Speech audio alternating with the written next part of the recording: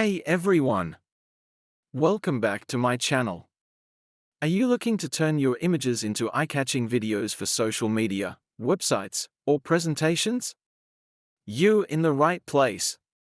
In this tutorial, I'll show you how to use a free AI tool to convert static images into dynamic videos in just a few easy steps.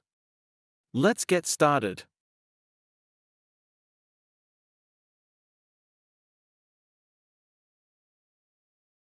Search for Pixverse online and open the official link. Click on Try Pixverse and log in using your Google account. I have already signed into my Google account. Upload your image by clicking the Upload Image button. Select your desired image that you want to convert. Enter your creative prompt. You can also modify your video, like time duration, style, etc. from these options. After that, click Create.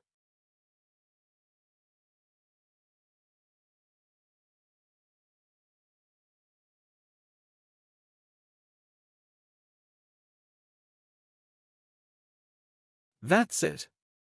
Your image is now a video. Simply click Download to save it to your device.